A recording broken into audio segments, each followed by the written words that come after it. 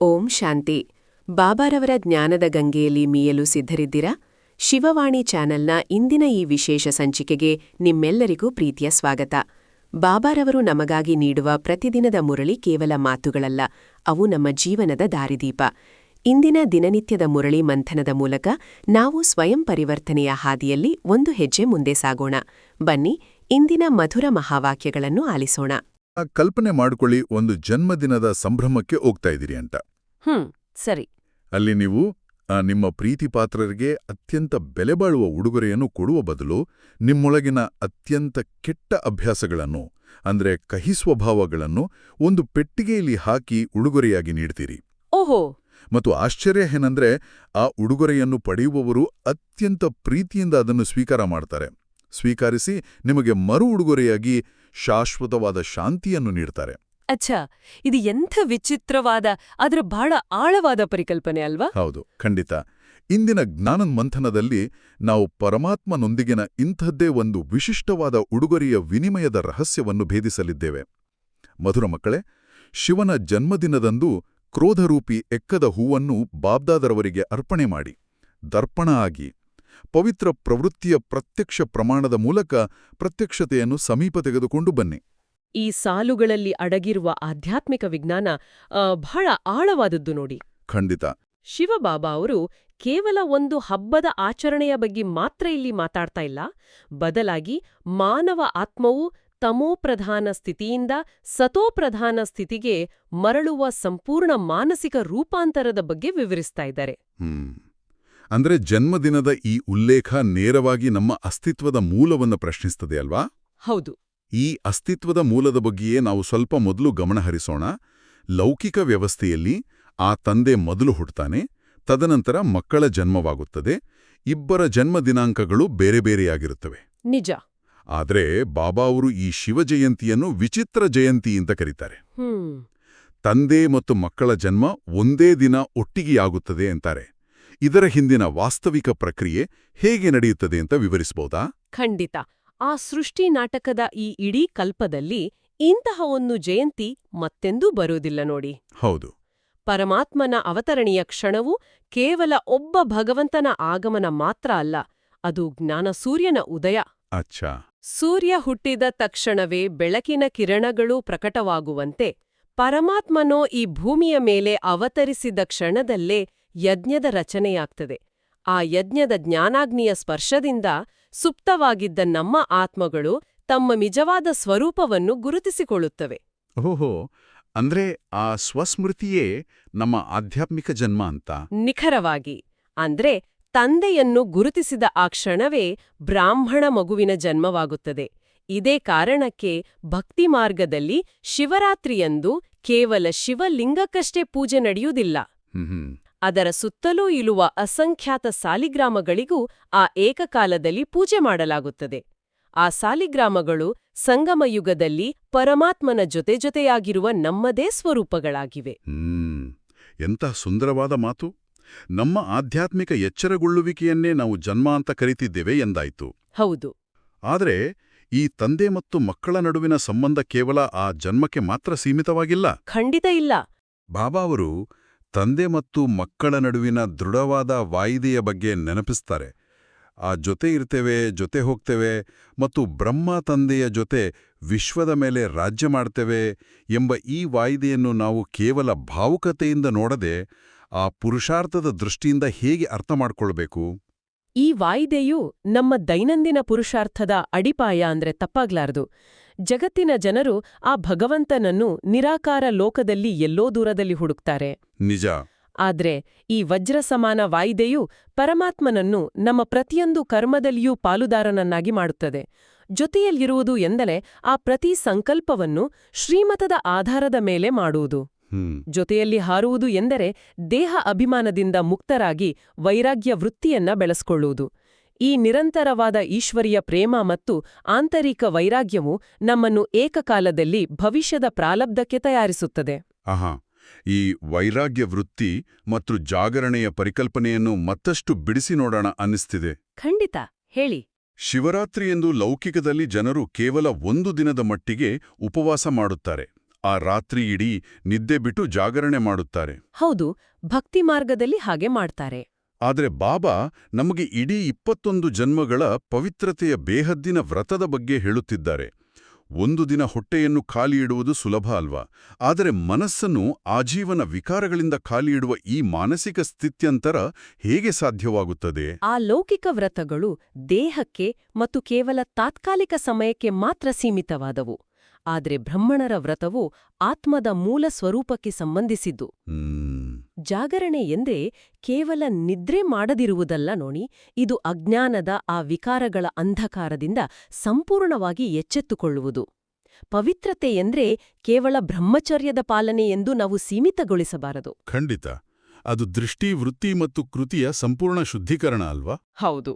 ನಮ್ಮನ್ನು ನಾವು ಆತ್ಮ ಎಂದು ಭಾವಿಸಿ ಆ ಇತರರನ್ನು ಆತ್ಮಿಕ ದೃಷ್ಟಿಯಿಂದ ನೋಡುವುದೇ ನಿಜವಾದ ಜಾಗರಣೆ. ಈ ಒಂದು ಜನ್ಮದ ಆಂತರಿಕ ಜಾಗರಣೆಯು ಆ ಮುಂದಿನ 21 ಜನ್ಮಗಳವರೆಗೆ ನಮ್ಮನ್ನು ಎಚ್ಚರದಲ್ಲಿರಿಸುತ್ತದೆ ಮತ್ತು ಇಡೀ ವಿಶ್ವವನ್ನು ಜಾಗೃತ ಜ್ಯೋತಿಯನ್ನಾಗಿ ಪರಿವರ್ತಿಸುತ್ತದೆ. ಇಲ್ಲೊಂದು ವಾಸ್ತವಿಕ ಮತ್ತು ಪ್ರಾಯೋಗಿಕ ಸಮಸ್ಯೆ ಇದೆ. ಏನ್ ಹೇಳಿ? ನಾವು ಈ ಪವಿತ್ರತೆಯ ವ್ರತವನ್ನು ತೆಗೆದುಕೊಳ್ಳುತ್ತೇವೆ. ಆ ದೃಷ್ಟಿಯನ್ನು ಶುದ್ಧವಾಗಿಡಲು ಪ್ರಯತ್ನಿಸುತ್ತೇವೆ. ಆದರೆ ಲೌಕಿಕ ಪ್ರವೃತ್ತಿಯನ್ನು ನಿಭಾಯಿಸುವಾಗ ಯಾರಾದರೂ ನಮಗೆ ಉದ್ದೇಶಪೂರ್ವಕವಾಗಿ ಅವಮಾನ ಮಾಡಿದಾಗ ಅಥವಾ ಅನ್ಯಾಯ ಮಾಡಿದಾಗ ಕ್ರೋಧ ಎಂಬ ಮಹಾಭೂತ ನಮ್ಮೊಳಗೆ ಪ್ರವೇಶಿಸುತ್ತದೆ. ನಿಜ, ಬಹಳ ಸಹಜ ಇದು. ಬಾಬಾ ಅವರು ಕ್ರೋಧದ ಮೂಲಬೀಜವೇ ವ್ಯರ್ಥ ಸಂಕಲ್ಪಗಳು ಎನ್ನುತ್ತಾರೆ. ಆದರೆ ಅನ್ಯಾಯವಾದಾಗ ಇವರು ಹೀಗೆ ಏಕೆ ಮಾಡಿದ್ರು ಅಥವಾ ಇದು ಏನು ಅಂತ ಪ್ರಶ್ನಿಸೋದು ಮಾನವ ಸಹಜ ಪ್ರತಿಕ್ರಿಯೆ ಅಲ್ವಾ? ಹೌದಲ್ವಾ?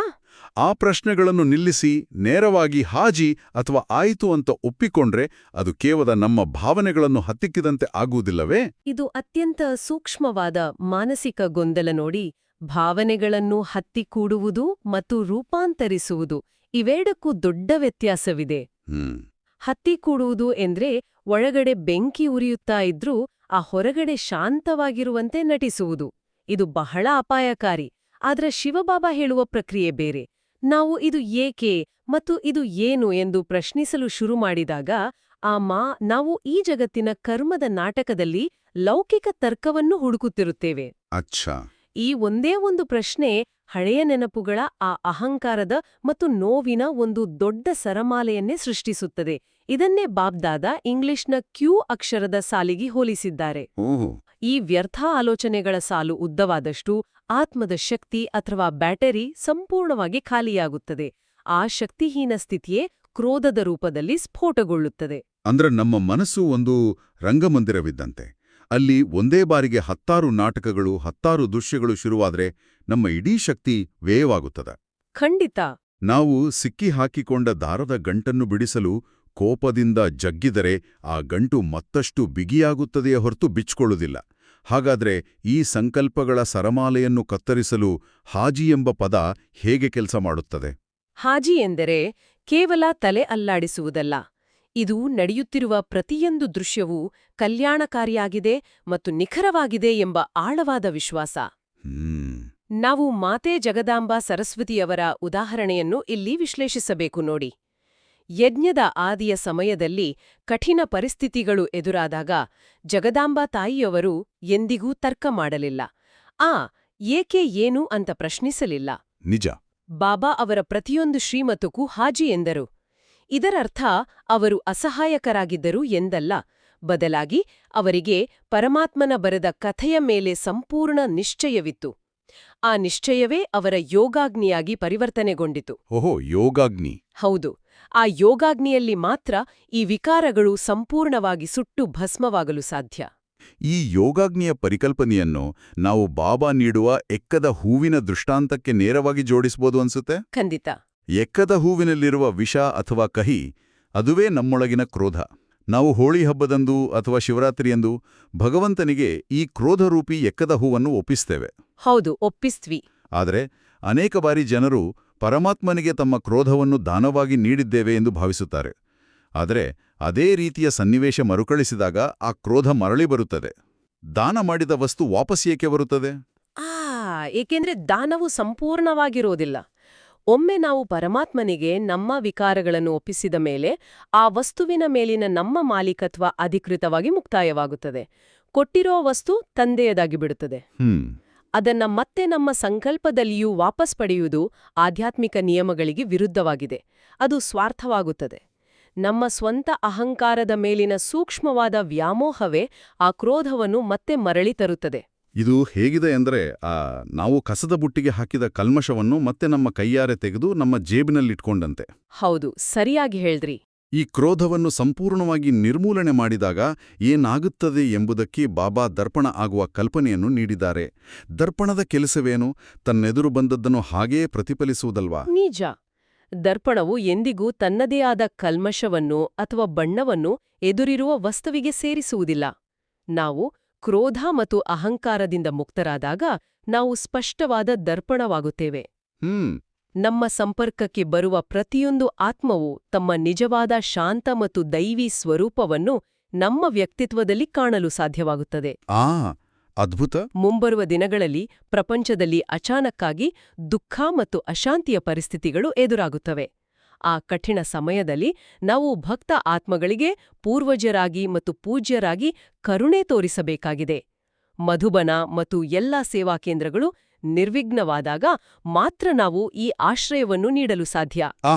ಪೂರ್ವಜರ ಜವಾಬ್ದಾರಿಯನ್ನು ಹೊರಲು ನಮ್ಮೊಳಗಿನ ಲೆಕ್ಕಾಚಾರಗಳು ಬಹಳ ಸರಳವಾಗಿರಬೇಕು. ಬಾಬಾ ಅವರು ನಮ್ಮ ಪುರುಷಾರ್ಥದ ವರದಿಯ ಬಗ್ಗೆ ಅಂದ್ರೆ ಆ ರಿಪೋರ್ಟ್ ಬಗ್ಗೆ ಹೇಳುವ ಮಾತು ಬಹಳ ಕುತೂಹಲಕಾರಿಯಾಗಿದೆ. ಹೌದು. ನಮ್ಗೆ ನಮ್ಮ ವೈಫಲ್ಯಗಳ ಬಗ್ಗೆ ದೊಡ್ಡ ದೊಡ್ಡ ಕಥೆಗಳನ್ನು ಹೇಳುವ ಅಭ್ಯಾಸವಿರುತ್ತದೆ ಅಲ್ವಾ? ನಾನು ಹೀಗ್ ಮಾಡಬಾರ್ದಿತ್ತು, ಆದ್ರೆ ಪರಿಸ್ಥಿತಿ ಹಾಗಿತ್ತು ಅಂತ ಸಮರ್ಥಿಸ್ಕೊಳ್ತೇವೆ. ಆದ್ರೆ ಬಾಬಾ ಅವರಿಗೆ ಉದ್ದನೆಯ ಕಥೆಗಳು ಬೇಕಿಲ್ಲ, ಕೇವಲ ಓಕೆ ಎಂದು ಬರೆದ ಸಣ್ಣ ಕಾರ್ಡು ಸಾಕು ಎನ್ನುತ್ತಾರೆ. ಬಾಬಾ ನಮ್ಮ ತಪ್ಪುಗಳ ವಿಶ್ಲೇಷಣೆಯನ್ನು ಏಕೆ ಬಯಸೋದಿಲ್ಲ? ಏಕೆಂದ್ರೆ ವೈಫಲ್ಯಗಳ ಬಗ್ಗೆ ಅತಿಯಾಗಿ ವಿಶ್ಲೇಷಣೆ ಮಾಡುವುದು ಪಶ್ಚಾತ್ತಾಪದ ಹೆಸರಿನಲ್ಲಿ ಮತ್ತೆ ಅದೇ ಹಳೆಯ ನೆನಪುಗಳನ್ನು ಕೆದಕುವುದು ಸಹ ವ್ಯರ್ಥ ಸಂಕಲ್ಪಗಳ ಇನ್ನೊಂದು ರೂಪವೇ ಆಗಿದೆ. ಶಿವ ಬಾಬಾರಿಗೆ ಬೇಕಾಗಿರುವುದು ನಮ್ಮ ಮುಂದಿನ ಹೆಜ್ಜೆ. ಏನಾದರೂ ತಪ್ಪು ನಡೆದರೆ ಅದಕ್ಕೆ ಒಂದು ಗೆರೆ ಎಳೆದು ಓಕೆ ಮುಂದೇನು ಎಂದು ಸಾಗಬೇಕು. ಹಳೆಯದನ್ನೇ ಹಿಡಿದುಕೊಂಡು ಕೂರುವುದರಿಂದ ನಮ್ಮ ವರ್ತಮಾನದ ಪುರುಷಾರ್ಥ ನಾಶವಾಗುತ್ತದೆ. ನಿಜ. ಸಮಯ ನಮ್ಗೆ ಕಠಿಣ ಪಾಠ ಕಲಿಸುವ ಟೀಚರ್ ಆಗುವ ಮುನ್ನವೇ ಪರಮಾತ್ಮನನ್ನೇ ನಮ್ಮ ತಂದೆ, ಶಿಕ್ಷಕ ಮತ್ತು ಸದ್ಗುರುವಾಗಿ ಸ್ವೀಕರಿಸಿ ಸಂಪೂರ್ಣವಾಗಿ ಆತನ ಶ್ರೀಮತದಂತೆ ನಡೆಯಬೇಕು. ಇಂತಹ ಸ್ಪಷ್ಟವಾದ ಮತ್ತು ಪ್ರಾಯೋಗಿಕವಾದ ಮಾರ್ಗದರ್ಶನ. ಬಾಬಾ ಅವರ ಒಂದೊಂದು ನುಡಿಯೂ ನಮ್ಮ ಆತ್ಮದಲ್ಲಿ ಸತೋಪ್ರಧಾನತೆಯ ಬೀಜವನ್ನು ಬಿತ್ತುತ್ತದೆ. ಈ ಜ್ಞಾನ ಮಂಥನದ ನಂತರ ಈಗ ಬಾಬಾರವರ ಅತ್ಯಂತ ಮಧುರವಾದ ಪ್ರೀತಿಯಿಂದ ತುಂಬಿದ ಯಾದ್ ಪ್ಯಾರನ್ನು ನಾವು ಸ್ಮರಿಸುವ ಸಮಯ. ದಯವಿಟ್ಟು ಎಲ್ಲರೂ ಈ ದಿವ್ಯವಾದ ಮಾತುಗಳನ್ನು ತಮ್ಮ ಹೃದಯದಲ್ಲಿ ಸ್ವೀಕರಿಸಿ. ಎಲ್ಲರಿಗೂ ನೆನಪು, ಪ್ರೀತಿ ಮತ್ತು ಬಹಳ ಹೃದಯದ ಆಶೀರ್ವಾದಗಳನ್ನು ಸ್ವೀಕಾರ ಮಾಡಿ ಮತ್ತು ಜೊತೆಯಲ್ಲಿ ತಂದೆ ಮಕ್ಕಳನ್ನು ಮಾಲೀಕರನ್ನಾಗಿ ನೋಡಿ ನಮಸ್ತೆ ಮಾಡ್ತಿದ್ದಾರೆ. ಬಾಬಾರವರ ಈ ನಮ್ರತೆ ನಮ್ಮೆಲ್ಲರ ಅಹಂಕಾರವನ್ನು ಕರಗಿಸುವಂತಿದೆ ನೋಡಿ. ಖಂಡಿತ. ಈಗ ನಾವು ನಮ್ಮ ಆಲೋಚನೆಗಳ ವೇಗವನ್ನು ಇನ್ನಷ್ಟು ಕಡಿಮೆ ಮಾಡೋಣ. ನಮ್ಮ ಮನಸ್ಸನ್ನು ಸಂಪೂರ್ಣವಾಗಿ ಶಾಂತಗೊಳಿಸಿ ಇಂದಿನ ಮುರಳಿಯ ಅಂತಿಮ ಭಾಗ ಅಂದ್ರೆ ವರದಾನ, ಸ್ಲೋಗನ್ ಮತ್ತು ಅವ್ಯಕ್ತ ಇಶಾರೆಯನ್ನು ನಮ್ಮ ಆತ್ಮದ ಆಳದಲ್ಲಿ ಇಳಿಸಿಕೊಳ್ಳುವ ಸಮಯವಿದು. ಸರಿ. ಇಂದಿನ ವರದಾನ ಹೀಗಿದೆ: ಸರ್ವರಿಗೂ ಗೌರವ ಕೊಡುತ್ತಾ ತಮ್ಮ ರೆಕಾರ್ಡನ್ನು ಸರಿಯಾಗಿಟ್ಟುಕೊಳ್ಳುವ ಸರ್ವರ ಸ್ನೇಹಿ ಭವ. ಇಂದಿನ ಈ ಸ್ಪರ್ಧಾತ್ಮಕ ಜಗತ್ತಿನಲ್ಲಿ ಮೊದಲು ತಾವು ಎಂದು ಇತರರಿಗೆ ಅವಕಾಶ ನೀಡುವುದು ನಮ್ಮದೇ ವಿನಾಶಕ್ಕೆ ದಾರಿ ಮಾಡಿಕೊಟ್ಟಂತೆ ಎಂದು ಲೌಕಿಕ ಮನಸ್ಸು ತರ್ಕಿಸುತ್ತದೆ. ಆದರೂ ಬಾಬಾ ಈ ನಿಯಮವನ್ನು ಏಕೆ ಸೂಚಿಸುತ್ತಿದ್ದಾರೆ? ಆ ಲೌಕಿಕ ಜಗತ್ತಿನ ತರ್ಕವು ಭಯ ಮತ್ತು ಅಹಂಕಾರದ ಮೇಲೆ ನಿಂತಿದೆ. ಅಲ್ಲಿ ನಮಗೆ ಸಿಗುವ ಗೌರವ ತಾತ್ಕಾಲಿಕವಾದದ್ದು. ಆದರೆ ಆಧ್ಯಾತ್ಮಿಕ ಜಗತ್ತಿನಲ್ಲಿ ನಾವು ಇತರರಿಗೆ ಅವರು ಚಿಕ್ಕವರಿರ್ಲಿ ದೊಡ್ಡವರಿರ್ಲಿ ಪ್ರತಿಯೊಬ್ಬರಿಗೂ ಗೌರವವನ್ನು ನೀಡಿದಾಗ ವಾಸ್ತವದಲ್ಲಿ ನಾವು ನಮ್ಮೊಳಗಿನ ಅಹಂಕಾರವನ್ನು ಕೊಲ್ಲುತ್ತಿದ್ದೇವೆ ಎಂದರ್ಥ. ಈ ಮೊದಲು ತಾವು ಎನ್ನುವ ಮನೋಭಾವವು ನಮ್ಮಿಂದ ಸ್ವಾರ್ಥವನ್ನು ಅಳಿಸಿಹಾಕುತ್ತದೆ. ನಾವು ಇತರರನ್ನು ಆತ್ಮಿಕ ದೃಷ್ಟಿಯಿಂದ ಹಿರಿಯರೆಂದು ಭಾವಿಸಿ ಗೌರವಿಸಿದಾಗ ಪ್ರತಿಯೊಂದು ಆತ್ಮದ ಜೊತೆಗಿನ ನಮ್ಮ ಕರ್ಮದ ಲೆಕ್ಕಾಚಾರ ಅಂದರೆ ನಮ್ಮ ಆಧ್ಯಾತ್ಮಿಕ ರಿಕಾರ್ಡ್ ತಾನಾಗಿಯೇ ಸ್ವಚ್ಛವಾಗುತ್ತದೆ. ನಾವಾಗಿಯೇ ಸರ್ವರ ಸ್ನೇಹಿಯಾಗುತ್ತೇವೆ. ನಮ್ಮ ರಿಕಾರ್ಡ್ ಸ್ವಚ್ಛವಾದಷ್ಟು ನಾವು ಹಗುರಾಗ್ತೇವಲ್ವಾ? ಇನ್ನು ಇಂದಿನ ಸ್ಲೋಗನ್ ಬಾಪ್ ದಾದಾರವರಿಂದ ಪ್ರಾಪ್ತಿಯಾಗಿರುವ ಶಿಕ್ಷಣಗಳು ಸಮಯದಲ್ಲಿ ನೆನ್ಪಿಗೆ ಬರುವುದೇ ತೀವ್ರ ಪುರುಷಾರ್ಥ ಆಗಿದೆ. ಜ್ಞಾನದ ಮಾತುಗಳು ನಮಗೆಲ್ಲರಿಗೂ ತಿಳಿದಿರುತ್ತವೆ. ಆದರೆ ಕಷ್ಟದ ಸಮಯದಲ್ಲಿ ಅವು ನೆನಪಿಗೆ ಬರದಿದ್ರೆ ಆ ಜ್ಞಾನದ ಮೌಲ್ಯವೇನು? ಆ ಜ್ಞಾನವನ್ನು ಕೇವಲ ಬುದ್ಧಿಯಲ್ಲೇ ಸಂಗ್ರಹಿಸಿಡುವುದು ಬೇರೆ, ಅದನ್ನ ಅಸ್ತ್ರವಾಗಿ ಬಳಸುವುದು ಬೇರೆ. ನಿಜವಾದ ಪರೀಕ್ಷೆ ಎದುರಾಗುವುದು ಮಾಯೆಯ ಆಕ್ರಮಣವಾದಾಗ. ಖಂಡಿತ. ಪರಿಸ್ಥಿತಿ ಬಿಗಡಾಯಿಸಿದಾಗ, ಆ ನಿರ್ದಿಷ್ಟ ಕ್ಷಣಕ್ಕೆ, ಆ ಮಿಲಿಸೆಕೆಂಡಿಗೆ ಬಾಬಾ ಅವರ ಯಾವ ಶಿಕ್ಷಣ ಬೇಕೋ ಅದು ತಕ್ಷಣವೇ ನಮ್ಮ ಸ್ಮೃತಿಯಲ್ಲಿ ಬರಬೇಕು. ಅದೇ ತೀವ್ರ ಪುರುಷಾರ್ಥ. ಆ ಶಿಕ್ಷಣಗಳೇ ಬಿರುಗಾಳಿಯಲ್ಲಿ ನಮ್ಮ ಮನಸ್ಸನ್ನು, ನಮ್ಮ ಸ್ಥಿತಿಯನ್ನು ಅಚಲವಾಗಿ ಇಡುವ ಆಧಾರವಾಗಿವೆ. ಕಷ್ಟದ ಸಮಯದಲ್ಲಿ ಮನ್ಮನಾಭವ ಸ್ಥಿತಿಯಲ್ಲಿ ಇರುವುದೇ ನಮ್ಮ ಏಕೈಕ ರಕ್ಷಾಕವಚ. ಆ ಆಧಾರ ಇಲ್ಲದಿದ್ರೆ ಬಿರುಗಾಳಿಯಲ್ಲಿ ಹಡಗು ಮುಳುಗುವುದು ಖಚಿತ. ಕೊನೆಯದಾಗಿ ಇಂದಿನ ಅವ್ಯಕ್ತ ಇಶಾರೆ: ಸದಾ ಅಚಲ ಅಡೋಲ ಏಕರಸ ಸ್ಥಿತಿಯ ಅನುಭವ ಮಾಡಿ. ಈ ಏಕರಸ ಸ್ಥಿತಿಯನ್ನು ನಾವು ಹೇಗೆ ಕಳೆದುಕೊಳ್ಳುತ್ತೇವೆ? ಏಕರಸ ಎಂದರೆ ಕೇವಲ ಒಂದೇ ರಸದಲ್ಲಿ, ಅಂದರೆ ಆ ಒಬ್ಬ ಪರಮಾತ್ಮನ ಪ್ರೀತಿಯಲ್ಲಿ ಮಾತ್ರ ಇರುವುದು. ಯಾವಾಗ ನಾವು ಪರಮಾತ್ಮನ ಶ್ರೀಮತದ ಜೊತೆಗೆ ನಮ್ಮ ಸ್ವಂತ ಆಲೋಚನೆಗಳನ್ನು ಅಥವಾ ನಮ್ಮ ದೇಹ ಅಭಿಮಾನವನ್ನು ಅಥವಾ ಲೌಕಿಕ ಜನರ ಅಭಿಪ್ರಾಯಗಳನ್ನು ಬೆರೆಸುತ್ತೇವೆಯೋ ಆಗ ಆ ಏಕರಸ ಸ್ಥಿತಿ ಕಳೆದು ಹೋಗುತ್ತದೆ. ಓಹೋ! ಇದು ಹೇಗಿದೆ ಎಂದರೆ ಶುದ್ಧವಾದ ಅಮೃತಕ್ಕೆ ಒಂದು ಹನಿ ವಿಷವನ್ನು ಬೆರೆಸಿದಂತೆ. ಮನಸ್ಸು ಭಿನ್ನ ಭಿನ್ನ ರಸಗಳಲ್ಲಿ ಹರಿದಾಡಿದರೆ ಸ್ಥಿತಿಯೂ ಅಸ್ಥಿರವಾಗುತ್ತದೆ. ಸದಾ ಅಡೋಲವಾಗಿರಲು ಕೇವಲ ಒಬ್ಬ ತಂದೆಯ ಸ್ಮೃತಿ ಮಾತ್ರ ನಿರಂತರವಾಗಿರಬೇಕು. ಆತ್ಮೀಯರೇ, ಈಗ ನಾವು ಕೇಳಿದ ಈ ಅದ್ಭುತ ವರದಾನ, ಸ್ಲೋಗನ್ ಮತ್ತು ಅವ್ಯಕ್ತ ಇಶಾರೆಯನ್ನು ಕೇವಲ ಬುದ್ಧಿಯಿಂದಲ, ಸಂಪೂರ್ಣ ಆತ್ಮದಿಂದ ಸ್ವೀಕರಿಸುವ ಸಮಯ. ದಯವಿಟ್ಟು ನಿಮ್ಮ ದೇಹವನ್ನು ಸಂಪೂರ್ಣವಾಗಿ ಸಡಿಲಗೊಳಿಸಿ, ನಿಮ್ಮ ಉಸಿರಾಟದ ಮೇಲೆ ಗಮನ ಹರಿಸಿ, ಹೊರಗಿನ ಜಗತ್ತಿನ ಎಲ್ಲ ಶಬ್ದಗಳನ್ನು, ಆಲೋಚನೆಗಳನ್ನು ಹಿಂದಕ್ಕೆ ಸರಿಸಿ. ನಿಮ್ಮನ್ನು ನೀವು ಒಂದು ಪ್ರಕಾಶಮಾನವಾದ, ಅತ್ಯಂತ ಶುದ್ಧವಾದ ಜ್ಯೋತಿಸ್ವರೂಪ ಆತ್ಮ ಎಂದು ಭಾವಿಸಿ. ಭ್ರೂಕುಟಿಯ ಮಧ್ಯದಲ್ಲಿ ವಿರಾಜಮಾನವಾಗಿರುವ ಒಂದು ಹೊಳೆಯುವ ದಿವ್ಯ ನಕ್ಷತ್ರ ನೀವು. ನಿಮ್ಮ ತಂದೆ ಪರಮಪಿತ ಪರಮಾತ್ಮ ಶಿವಬಾಬಾರವರ ಪ್ರೇಮಮಯವಾದ ದಿವ್ಯವಾದ ಮತ್ತು ಅನಂತ ಶಾಂತಿಯ ಕಿರಣಗಳು ನೇರವಾಗಿ ನಿಮ್ಮ ಮೇಲೆ ಬೀಳುತ್ತಿವೆ. ಆ ದಿವ್ಯ ಕಿರಣಗಳ ಸ್ಪರ್ಶದಿಂದ ನಿಮ್ಮ ಆತ್ಮವು ಸಂಪೂರ್ಣವಾಗಿ ತಂಪಾಗುತ್ತಿದೆ. ನಿಮ್ಮೊಳಗಿದ್ದ ವ್ಯರ್ಥ ಸಂಕಲ್ಪಗಳ ಕ್ಯೂ, ಆ ಕ್ರೋಧದ ಅಹಂಕಾರದ ಎಕ್ಕದ ಹೂವು ಪರಮಾತ್ಮನ ಜ್ಞಾನಾಗ್ನಿಯಲ್ಲಿ ಸಂಪೂರ್ಣವಾಗಿ ಭಸ್ಮವಾಗುತ್ತಿದೆ. ಆ ಜಾಗದಲ್ಲೀಗ ಕೇವಲ ದೈವೀ ಗುಣಗಳ ಸುಗಂಧ ಪಸಲಿಸುತ್ತಿದೆ. ಸರಿ. ನಿಮ್ಮ ಮನಸ್ಸಿನಲ್ಲಿ ಆಳವಾಗಿ ಬೇರೂರುವ ಈ ಸಂಕಲ್ಪಗಳನ್ನು ಅನುಭವಿಸಿ. ನಾನು ಸದಾ ಅಚಲ ಅಡೋಲ ಏಕರಸ ಸ್ಥಿತಿಯಲ್ಲಿರುವ ಆತ್ಮ. ನನ್ನಲ್ಲಿ ಯಾವುದೇ ಮನಮತದ ಬೆರಕೆಯಿಲ್ಲ. ನಾನು ಸರ್ವರಿಗೂ ಗೌರವ ನೀಡುವ ಅಹಂಕಾರ ಮುಕ್ತ, ಸರ್ವರ ಸ್ನೇಹಿ ಆತ್ಮ. ನನ್ನ ಈ ಶುದ್ಧ ದರ್ಪಣದ ಮೂಲಕ ಶುಭ ಭಾವನೆ ಮತ್ತು ಶುಭ ಕಾಮನೆಯ ಶಕ್ತಿಶಾಲಿ ಕಿರಣಗಳು ಇಡೀ ಕಲ್ಪವೃಕ್ಷಕ್ಕೆ ಹರಡುತ್ತಿವೆ. ಖಂಡಿತ. ಈ ಸೃಷ್ಟಿಯ ಪ್ರತಿಯೊಂದು ಆತ್ಮಕ್ಕೂ, ಪ್ರಕೃತಿಯ ಕಣಕಣಕ್ಕೂ ಆ ಬೆಳಕು ತಲುಪುತ್ತಿದೆ. ಇಡೀ ವಿಶ್ವವೇ ಈ ದಿವ್ಯ ಶಾಂತಿಯ ಬೆಳಕಿನಲ್ಲಿ ಮಿಂದೇಳುತ್ತಿದೆ. ನಾನು ಪರಮಾತ್ಮನ ಸಮೀಪದಲ್ಲಿರುವ ವಿಜಯೀ ರತ್ನ. ಆತ್ಮೀಯರೇ, ಇಂದಿನ ಈ ಆಳವಾದ ಮಂಥನವನ್ನು ಮುಕ್ತಾಯಗೊಳಿಸುವ ಮುನ್ನ ನಿಮ್ಮ ಆಂತರಿಕ ಚಿಂತನೆಗಾಗಿ, ನಿಮ್ಮ ದಿನಚರ್ಯೆಯ ಪ್ರಯೋಗಕ್ಕಾಗಿ ಒಂದು ಪ್ರಬಲವಾದ ಪ್ರಶ್ನೆಯನ್ನು ಬಿಟ್ಟು ಹೋಗುತ್ತಿದ್ದೇವೆ. ಹೌದು. ನಾಳೆಯ ದಿನ ನೀವು ಭೇಟಿಯಾಗುವ ಪ್ರತಿಯೊಬ್ಬ ವ್ಯಕ್ತಿಯನ್ನು ಅವರು ನಿಮ್ಮೊಡನೆ ಎಷ್ಟೇ ವಿರೋಧಾಭಾಸದಿಂದ ವರ್ತಿಸಲಿ, ಕೇವಲ ಮೊದಲು ತಾವು ಎಂಬ ದೃಷ್ಟಿಯಿಂದ, ಸಂಪೂರ್ಣ ಆತ್ಮಿಕ ಗೌರವದಿಂದ ನೋಡಲು ಪ್ರಯತ್ನಿಸಿ. ಖಂಡಿತ. ನಿಮ್ಮೊಳಗಿನ ಏಕೆ, ಏನು ಎಂಬ ಸಂಕಲ್ಪಗಳ ಸರಮಾಲೆಗೆ ಕತ್ತರಿ ಹಾಕಿ.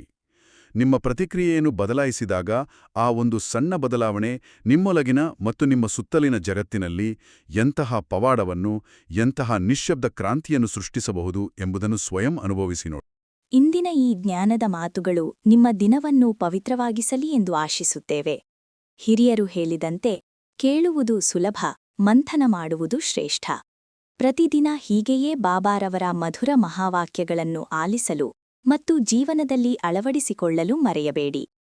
ನಿಮಗೆ ಈ ವಿಡಿಯೋ ಇಷ್ಟವಾಗಿದ್ದರೆ ದಯವಿಟ್ಟು ಲೈಕ್ ಮಾಡಿ ಮತ್ತು ನಿಮ್ಮ ಆತ್ಮೀಯರೊಂದಿಗೆ ಶೇರ್ ಮಾಡಿ.